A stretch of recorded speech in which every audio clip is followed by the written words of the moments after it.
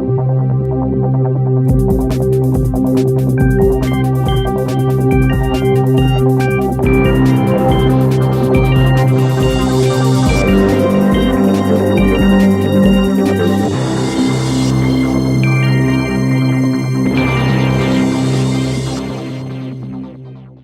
and welcome to this week's Accountancy Age Big Question webcast. In the news this week, there's mounting pressure from business on the International Accounting Standards Board, culminating in calls, no less, for the board to be replaced. I'm joined by Gavin Hinks, editor of Accountancy Age, who's been attending some of those meetings. Gavin, it sounds like it got fairly heated. Well, yes indeed. There were two calls recently to reconstitute or replace the board.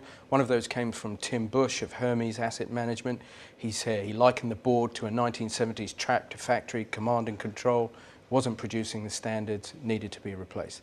Second call came from the chief accountant at BP, Michael Starkey, said international accounting standards development had been disappointing, especially mark to market, and the only solution he could see now was for the board to be reconstituted. So enormous pressure mounting on the personalities driving the agenda of the board forward.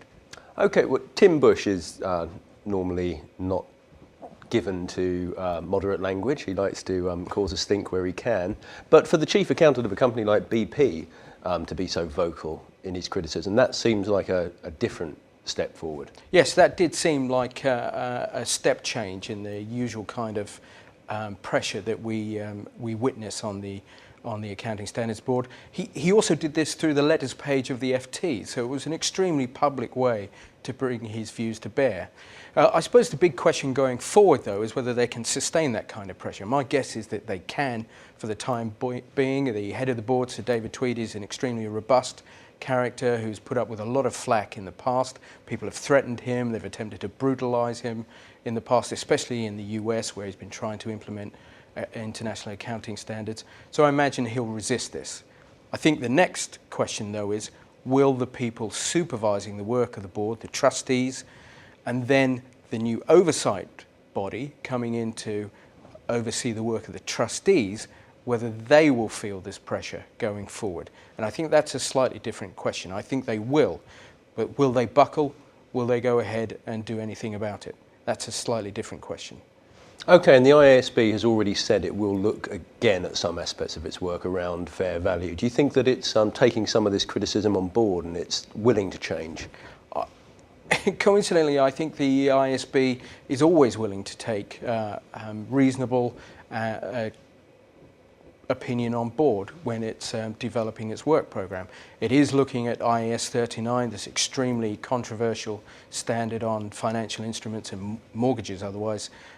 Again, it held a very successful web-based event only just last week in which 600 people took part. It was extremely happy with that. It was extremely happy that it was gathering all this opinion. And it has other work underway on fair value as well. So I think this is not a board that's unwilling to consider what it's doing or unwilling to hear the views of people outside the board. But the board is led by people with extremely strong opinions too. And they are robust characters. And if they feel that the pressure is unwarranted or without reason, they will resist it. They will reject it. Okay, I'll put your head on the block. In 12 months' time, will the IASB still have the same board? Yes, for a very simple reason. I think if the Board of Trustees or the new Oversight Board were to come in and pressure for a complete change of the board, it could potentially undermine the entire confidence in the entire international accounting standards project across international markets. And no one is going to risk that at this stage. Okay, Gavin, thank you very much. That's it for the big question this week. Join us again next week for more news and analysis of the issues that matter.